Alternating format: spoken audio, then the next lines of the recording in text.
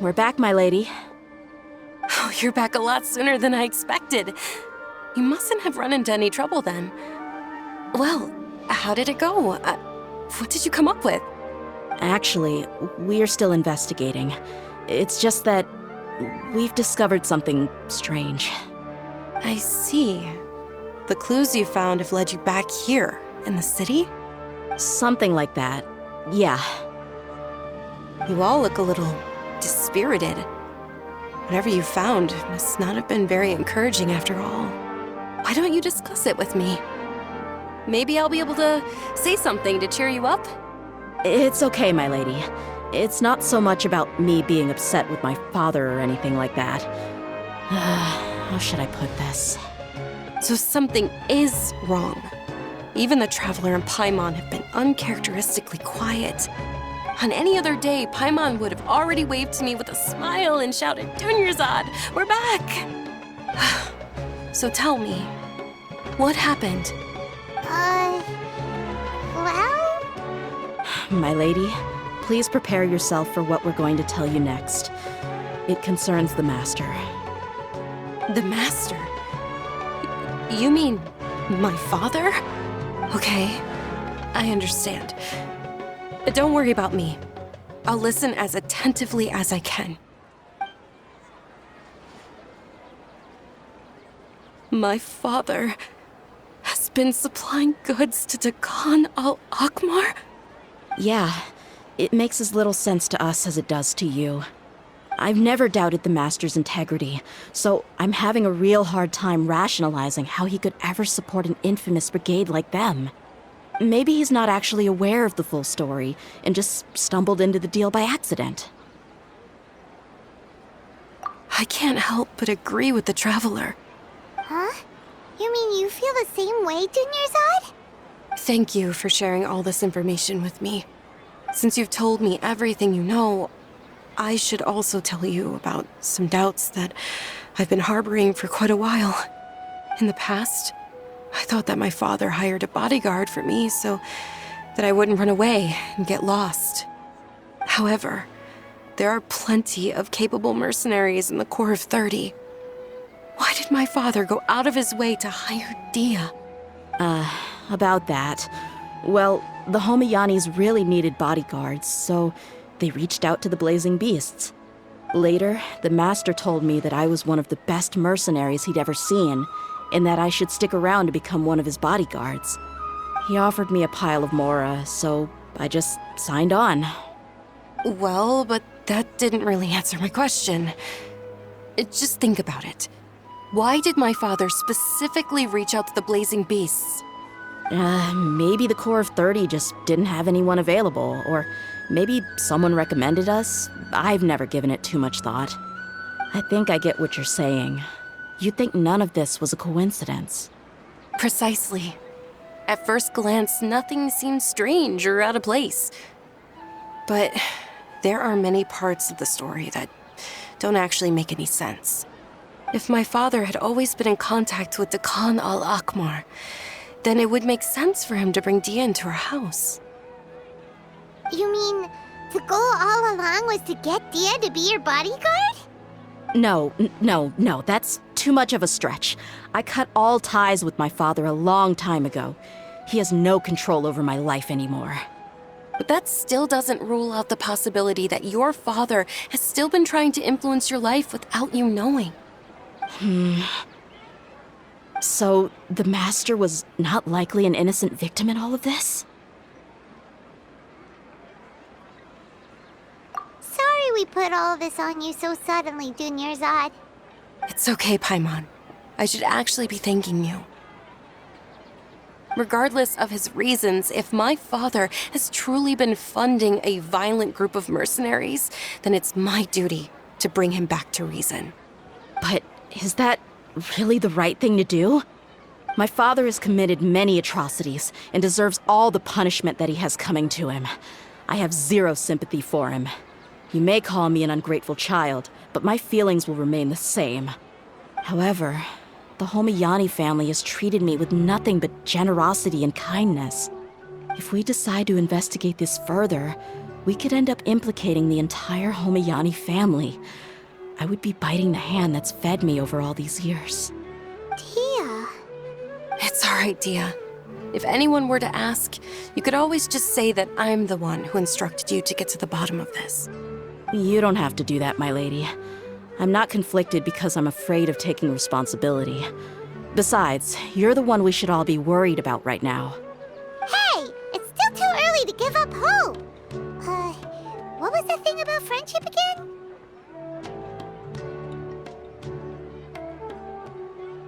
Right, yeah, trust! You said that yourself, Dehya. Besides, there's no point on getting all riled up before we've confirmed all the facts.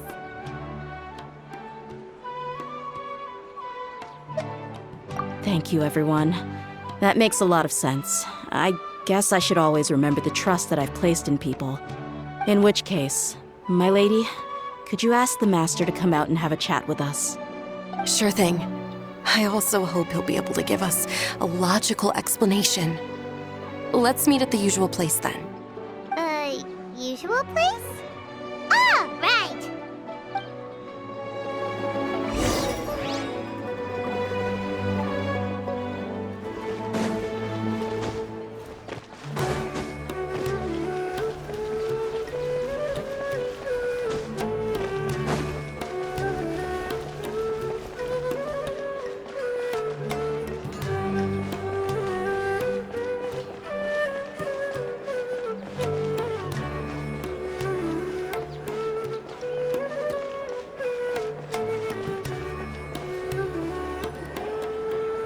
Thank you for coming, sir. Please allow me to introduce these two. This is the Traveler, and next to him is his travel companion, Paimon. Ah, yes, my daughter has mentioned them from time to time. It's a privilege to finally meet them in person. But we may skip all the pleasantries for now. What is the important matter you wish to discuss with me today? Well, we wanted to bring this transaction record to your attention.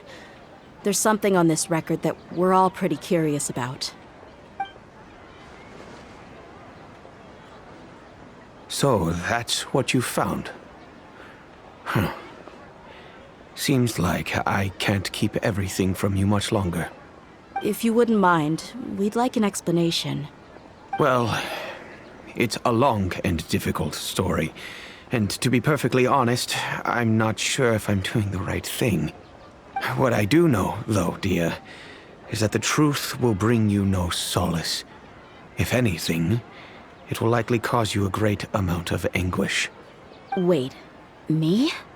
Yes, I understand perfectly why you came to see me, and I am touched by your collective commitment to do the right thing. But knowledge always comes at a price, and sometimes, as they say, ignorance is bliss. Your father, Kusela, and I both believed that. Of course, you have the right to seek and learn the truth, but I must warn you. The facts of this matter may reduce everything you've built for yourself into sand, blowing in the wind. If you must proceed, then Kusela's heartfelt efforts will also fade into the wind like a fleeting mirage. His heartfelt efforts? I'm sorry, sir, but I'm not sure I follow. I've made it this far in life without a single drop of my father's support. I have my own ideals and ways of looking at the world, as well as people and causes that I've chosen to cherish and fight for. None of these things have anything to do with him. I came here today to support you as the head of the Homayani family. No warning will change my stance on that. I understand. Then let me tell you a little story. Our family once needed to take a trip to the desert when Dunyarzad was just a baby. Along the way, we were attacked by bandits. They had superior numbers and quickly overpowered our bodyguards. When all seemed lost, a group of passerby Eremites lent us their support. Those Eremites were Kusela's brigade, Dekan al-Ahmar. Kusela's men told me that the attackers were Eremite mercenaries, just like themselves. I was shocked. Why would Dekan al-Ahmar go so far to save us and not spare the fellow Eremites? Kusela was grinning and walked over to play with baby Dunyarzad. She was startled by his unfamiliar face and nearly started crying. Really? I never knew. He said that he had no particular reason to help us. He just took pity on us because he had a daughter about the same age. We started talking about our children, and I sensed that he was a devoted father. To repay his kindness, I hired his brigade to help out at our estate for a time and offered everyone generous remuneration. So, that's what happened. It was many years before I saw him again. I almost didn't recognize him the next time he came knocking on my door. The man I knew to be strong and healthy had been reduced to a shell of himself. He couldn't even walk anymore without his cane. So, what happened to him? He was perfectly fine when I left the brigade. I'm not too sure myself. The only thing that didn't change was his cheery disposition. He said there was absolutely nothing to worry about and that he had gotten into a fight. That was all. He then suddenly asked me if Dunyarzad, now that she had grown, would need a bodyguard of her own. At the time, Dunyarzad was going through a particularly severe bout of her Elazar. There was no need for her to have a bodyguard when she could barely leave the house. But he kept coming back to the topic. Come on, it never hurts to be safe. How do you know a bodyguard won't come in handy one day? I was completely lost at first, until he recommended the Blazing Beasts, and in particular, a mercenary named Dehya. So he was the one who recommended Dehya to you. Indeed. He didn't say it out loud, but it was clear that he saw Deshret's relics as an evil group who would eventually corrupt every member in their ranks. He was already beyond redemption, but he hoped that he would be able to detach his daughter from the vicious world of mercenary life. If Dehya could stay in my house and keep working as a bodyguard, then gradually her affinity for the desert would decrease, and she'd be able to leave her previous life behind. And that's why you offered her such generous compensation? Yes, but not just because of that. From the moment that he asked me for that favor, I also began to see Dehya as my own daughter. And that's also why I tried to persuade you to stay when you asked for permission to leave. I was willing to spend however much it took. Kusela saved my daughter and me all those years ago in the desert. I could never refuse him entrusting his daughter to me. He was always like that, acting like he's oh so smart and self-righteous. Kusela said that he'd reimburse me for a portion of Dehya's fees. I refused to take any mora from him, but he'd always sent me funds anyway. Eventually, I just accepted them as a token of his gratitude. And that went on for a while until I received another letter from him a few years ago. The letter contained a request to help him buy food, weapons, medicine, and even explosive materials. Wait! Isn't that around the time that Dekan al-Ahmar started becoming more aggressive? That's right. When I started to hear some nasty rumors, I became wary. I wanted to meet him face to face to discuss things. But by then, he was no longer receptive to my requests to talk. If I had to guess, it's probably because he doesn't want to put Dehya at risk.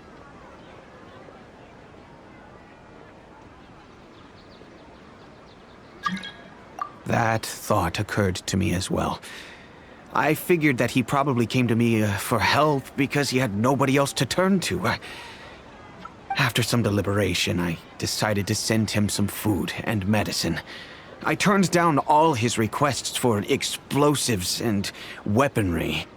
I am aware that even such a reduced gesture of support could lead to others coming to harm, but I could not simply reject his plea for help. In the end, it probably was the wrong decision. I plugged my ears to the rumors and just chose a solution that made me feel least guilty about myself. If you can, please tell me where he is now. None of the things he's doing right now make any sense if he's just trying to keep me from getting tangled up in his world. If all he wants to do is steer clear of me, then maybe he shouldn't have brought me into this world in the first place. Oh no. Dehya, please don't feel that way. I'm just angry because I can't wrap my head around any of his actions. Another way? I don't know. I knew him, and he was nothing more than a childish brute. I can't understand what's going through his head. But I guess you do have a point. We haven't uncovered the whole truth yet. We still need to figure out his exact actions and reasoning for these last few years. I'll do my best to help. Of course, anything between the two of you would need to be resolved between you and him alone. I don't know Kusela's exact whereabouts. Outside of supplying his brigade with some goods, I tried my best to avoid getting involved any further with him. However, there's a man on the list named Jawed. He used to be a mercenary in the desert and is now a member of the Corps of 30. He's responsible for supplying weapons and liaising with the Dekhan al-Akhmar's merchant caravan. I think he should know Kusela's whereabouts. I've heard that he likes to have a few drinks alone and enjoy the cool wind at night outside the tavern. Maybe you'll be able to find him there. Understood. Thank you, sir. Then I guess this is bye for now, unless... I'll stay and be with my father here. To be honest, I'm still a little dazed and haven't finished processing everything quite yet. My father has indeed done something wrong, but if I think about it, I'm also not sure if there was a right way to handle this problem. I feel like our only course of action is to turn everything we know over to the Corps of 30 and let them render judgment. Yes. I am prepared to accept whatever verdict they choose. It's time to face my mistakes.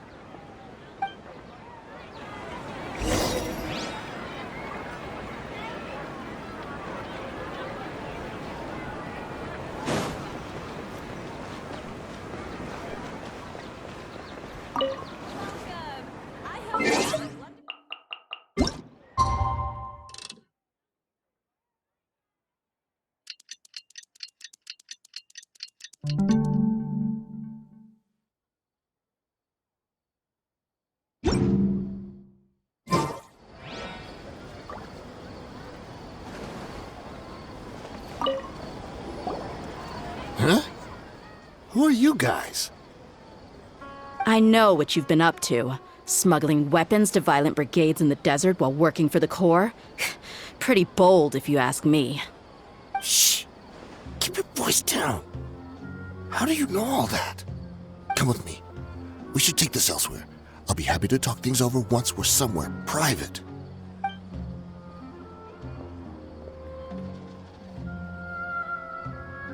This place should do. All right, back to my question. How did you all know about me? Don't worry about that for now. You know what kind of punishment you'll face once we report you to the Corps, I assume. Wait, there's no need to jump the gun.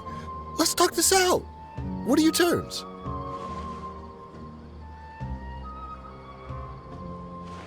So what's in it for you anyway, Mora? Well, I was a little tight on money at the time, and Kusela took good care of me in the past. I weighed it in my mind, and I couldn't find a reason to turn the opportunity down. I wouldn't only be helping my benefactor, but I could also make some quick Mora. Let me tell you how it is. We're investigating Dekhan al-Akhmar, and we're gonna put an end to their operations. If you provide some help for us, then we might just put in a good word later to reduce the terms of your punishment. Hey, why don't we discuss this a little first? Listen, I made quite a bit of Mora from my last run. Just give me a number, and I'm sure we can... Shut it. My patience is running out. You should know when a mercenary is after something other than money. All right, sheesh. But you gotta promise you'll put in some nice words for me later. They're always on the move.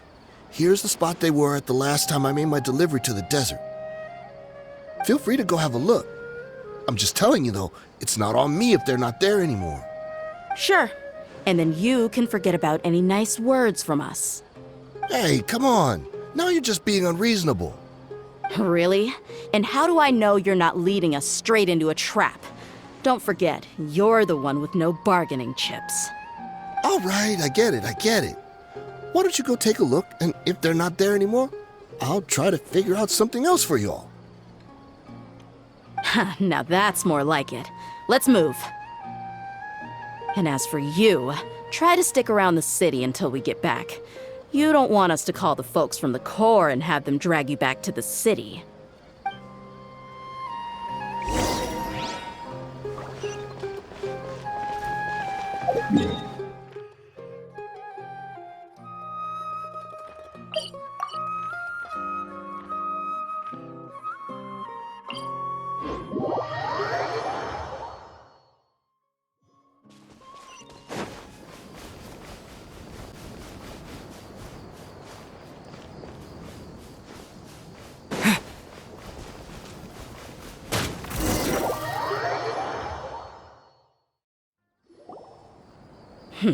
Seems like we're in luck.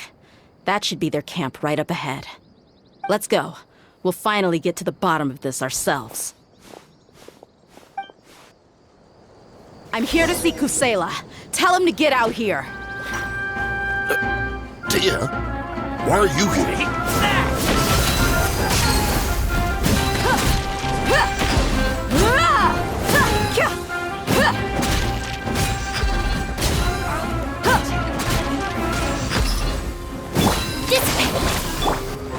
Scatter! I'll take my leave.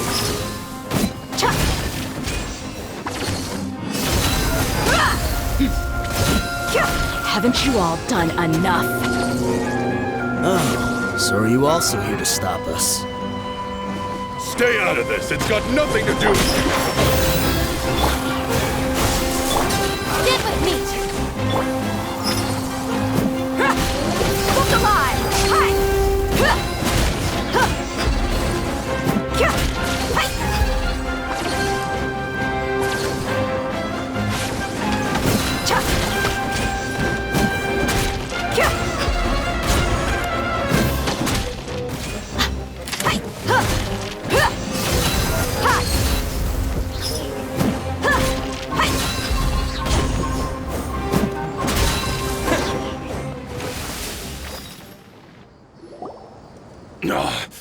She's so strong. Enough fighting. We all know each other, and I don't want to take things too far. Just bring Kusela to me. There's no use hiding him anymore. Did you understand a single word I just said? Or do I need to bash your skull in some more? All right, everyone, let's all just calm down for a second. Dehya, the boss can't come out and see you anymore. He died a long time ago. What? Seems like you've been out of the loop for a while. Guess that's for the best, though. At least, that's what the old man wanted. When did he die? What happened to him? A few years ago, Kusela broke up Dakan al-Ahmar and went to the Deshret's Relics headquarters by himself. So is that when you guys started acting up? We would prefer to call it taking revenge. Every last person in Deshret's Relics must pay in blood for what they did. Let me start from the beginning. Dehya, do you know how the head of the Relics maintained order internally? Overwhelming strength and unquestionable authority? Those were a part of it, yes. But just those on their own weren't enough. They had another tool at their disposal. They called it a person's record. Regardless of whether they joined by their own will or were coerced, every person in Deshret's Relics were forced to leave a record of themselves at headquarters. Whether it be their deepest sin, some unforgivable act, or their most immoral exploit, the record served both as a symbol of loyalty and the perfect material for blackmail. That's precisely it. Every one of us have a record. Me, Bashar, Tikriti, and all the boys who grew up with Dehya and ended up joining our ranks. But you, Dehya, you were never asked to provide a record, were you? I never even knew this was a requirement. You were probably the only person in all of Deshret's Relics who didn't know about it. Ever since you were born, Boss had been trying to shield you from this organization's sinister rules. Not only that, but he also banned all of us from committing any nefarious acts. He said he'd take care of the dues we had to pay regularly to headquarters. But in the end, he was just an ordinary person. What could he do? He was forced to go to headquarters again and again to account for missed dues and incomplete records. He'd come up with all kinds of excuses and get beaten up as a result. We all knew he was doing that for you. He wanted to get you out of this world, no matter what it took. And that's why he became a shell of himself and couldn't walk without a cane. Wait, but that doesn't make any sense. I didn't know about any of this, and I'd never seen him get injured or beaten. Because you were too young at the time. How would you ever tell between wounds from a beating and wounds from battle? When you left home after that final argument with him, he seemed to age by a decade overnight. Even his hair went gray. So, even the blazing beasts were... Yep. It was all his doing. Had he not arranged them to come to you, you probably would have been reduced to a pulp before you ever left the desert. A few years ago, Boss said he needed to make another trip to headquarters. He was already pretty weak then, and we all assumed he was going to get beaten again. I suggested that he hand the role of leadership over to me, but he said there was no longer any need, since the Khan al-Ahmar would soon be no more. His words made no sense to me, but that night, we heard that a massive fire tore through headquarters and razed everyone's records to ash. Everyone gained their freedom that night. Many members fled, not just from our ranks, but from the other brigades as well. But how could we leave with a clear conscience? All of us who knew exactly what had happened. The boss can't have just died for nothing. Those heartless jerks at headquarters took him from us. From that point on, the sole purpose of the Khan al-Ahmar became revenge. The big fire that Boss started was quite a blow to headquarters' strength. It's given us the opportunity to launch our attack. Even though we're outnumbered, we vowed to see our revenge through to the very end. There were people from headquarters who changed their names and went into hiding. Some fled to other brigades, and others escaped to the rainforest. But we won't let any of them escape our wrath. They'll all pay for what they've done. We've suffered plenty of losses as well. To keep going, we need an enormous amount of supplies, from food and medicine to weaponry and explosives.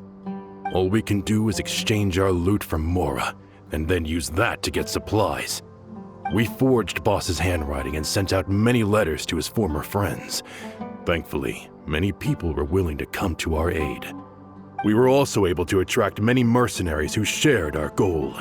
We've endured unspeakable pain to win many impossible battles. Deshret's relics have become weaker and weaker, and now we finally have an opportunity to directly strike their headquarters. Paimon doesn't know what to say anymore.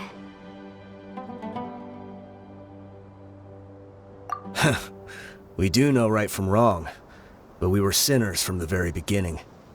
We do not deserve the freedom that the boss won for us with his life. Boss always loved his old-fashioned hero stories. Those tales about sacrificing yourself to save the world. We used to always laugh at him for it. But in the end, he really went and lived those stories out himself. As for me, I never considered myself a hero. We're all the lowest of the low.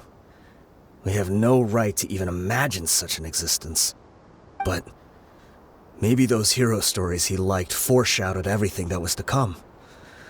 The spirit of the hero touched all those he had saved, and more people joined his cause. Maybe we were all just acting along with the play in the beginning. But as we acted the parts and recited the lines, we were drawn in. And now, we want to see the story through to the end. I'm sorry, Dehya. I know you always found us insufferable ever since you were young. Just think of this as a madman ranting. I'll go with you. Huh? Dehya? You wanna go with them? I grew up with these guys, and I know they're not bad people. It's just that some situations get so bad that it's difficult to tell good from evil. All I know is that Deshret's relics must be destroyed. Furthermore, I want to go see the place for myself. I want to know if my father is still there. I know you don't want to get involved in this, so there's no need for you to tag along. I can do this on my own. Yeah, Paimon feels like we'd only regret it if we don't see this through to the end. Thank you. We'll be a lot stronger together with you. I bet Boss would lose his mind if he ever knew you'd join us at the very last moment like this. Considering all the losses and injuries we sustained, we can't afford to turn down someone as powerful as you. He can think whatever he wants. But the fact is, I owe him this much.